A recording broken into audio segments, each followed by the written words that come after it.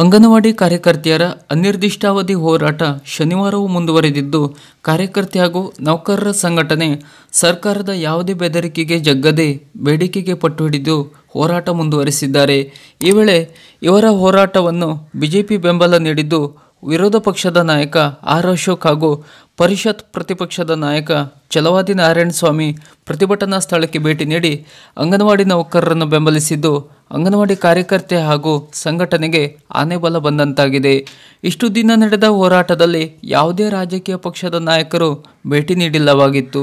ಇಂದು ಅಂದರೆ ಶನಿವಾರ ಬಿಜೆಪಿ ನಾಯಕರು ಹೋರಾಟಕ್ಕೆ ಸಾಥ್ ನೀಡಿದ್ದು, ಈಗ ಕಾರ್ಯಕರ್ತೆಯರ ಹೋರಾಟ ಇನ್ನೊಂದು ಹಂತಕ್ಕೆ ತಲುಪಿದೆ ಮತ್ತು ಸಿಎಂ ಸಿದ್ದರಾಮಯ್ಯನವರಿಗೆ ಎಚ್ಚರಿಕೆಯ ಗಂಟೆ ಬಾರಿಸಿದಂತಿದೆ. ಇನ್ನು ಇದಕ್ಕೂ ಮೊದಲು ಹೋರಾಟದಲ್ಲಿ ಭಾಗವಹಿಸಿದ ಅಂಗನವಾಡಿ ಕಾರ್ಯಕರ್ತೆ ಹಾಗೂ ಸಹಾಯಕಿಯರಿಗೆ ತಕ್ಷಣವೇ ಕೆಲಸಕ್ಕೆ ಹಾಜರಾಗುವಂತೆ ನೋಟಿಸ್ ನೀಡಿ ಬೆದರಿಸಲಾಯಿತು. ಆದರೆ ಈ ಯಾವ ಬೆದರಿಕೆಗೂ ಜಗ್ಗದ ಅಂಗನವಾಡಿ ನೌಕರರು ತಮ್ಮ ಬೇಡಿಕೆ ಈಡೇರುವವರೆಗೂ ಪ್ರತಿಭಟನಾ ಸ್ಥಳವನ್ನು ಬಿಟ್ಟು ಕದಲುವುದಿಲ್ಲ ಎಂದು ಸರ್ಕಾರದ ವಿರುದ್ಧ ಘೋಷಣೆ ಕೂಗುತ್ತಾ ಪ್ರತಿಭಟನೆ ಮುಂದುವರಿಸಿದ್ದಾರೆ. ಇವರ ಜೊತೆ ಶನಿವಾರ ಕೆಲವು ಜಿಲ್ಲೆಗಳ ಕಾರ್ಯಕರ್ತೆಯರು ಹಾಗೂ ಸಹಾಯಕಿಯರು ಮತ್ತೆ ನೂರಾರು ಸಂಖ್ಯೆಯಲ್ಲಿ ಆಗಮಿಸಿ ತಮ್ಮ ಜೊತೆಗಾರರನ್ನು ಕೂಡಿಕೊಂಡು ಪ್ರತಿಭಟನೆಯನ್ನು ಇನ್ನೂ ತೀವ್ರಗೊಳಿಸಿದ್ದು, ಸಿಎಂ ಸಿದ್ದರಾಮಯ್ಯನವರಿಗೆ ತಮ್ಮ ಹೋರಾಟದ ಸಾಮರ್ಥ್ಯ ಸಂದೇಶ ಕಳಿಸಿದ್ದಾರೆ. ಹೋರಾಟ ತೀವ್ರವಾಗುವಂಥ ಸಮಯದಲ್ಲೇ ಪ್ರತಿಭಟನೆಯಲ್ಲಿ ಪಾಲ್ಗೊಂಡಿದ್ದ ಕೆಲವು ಜಿಲ್ಲೆಯ ಅಂಗನವಾಡಿ ಕಾರ್ಯಕರ್ತೆ ಹಾಗೂ ಸಹಾಯಕಿಯರಿಗೆ ನೋಟಿಸ್ ನೀಡಲಾಗಿದೆ.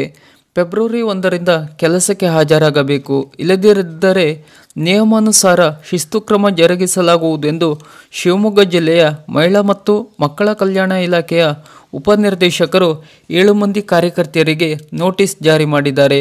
ಆದರೆ ಇದಕ್ಕೆ ಪ್ರತಿಕ್ರಿಯೆ ನೀಡಿದ ಕಾರ್ಯಕರ್ತೆಯರು, ಯಾರು ಎಷ್ಟೇ ನೋಟಿಸ್ ಜಾರಿ ಮಾಡಲಿ, ನೋಟಿಸ್ಗೆ ಹೆದರಿ ಪ್ರತಿಭಟನೆ ಮೊಟಕುಗೊಳಿಸುವ ಪ್ರಶ್ನೆಯೇ ಇಲ್ಲ ಎಂದು ಪ್ರತಿಭಟನಾ ನಿರತ ಮಹಿಳೆಯರು ಎಚ್ಚರಿಕೆಯನ್ನು ನೀಡಿದ್ದಾರೆ.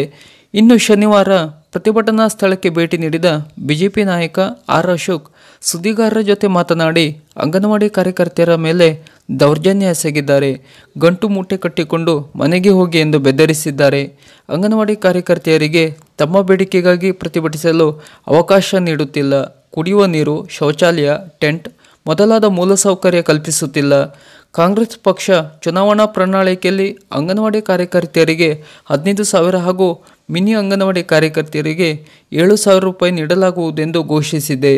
ತಾವು ಕೊಟ್ಟ ಭರವಸೆಯಂತೆ ಗೌರವಧನ ಹೆಚ್ಚಿಸಲಿ, ಬೇರೆ ರಾಜ್ಯದ ಸಂತ್ರಸ್ತರಿಗೆ ಪರಿಹಾರ ನೀಡಲು ಹಣವಿದೆ, ಆದರೆ ಅಂಗನವಾಡಿ ಕಾರ್ಯಕರ್ತೆಯರಿಗೆ ಹಣ ನೀಡುವಾಗ ಖಜಾನೆ ಖಾಲಿಯಾಗಿದೆ, ಜನರ ಮೇಲೆ ತೆರಿಗೆ ಹೇರಲಾಗಿದೆ, ಪೆಟ್ರೋಲ್ ಡೀಸೆಲ್ ದರ ಹೆಚ್ಚಿಸಲಾಗಿದೆ.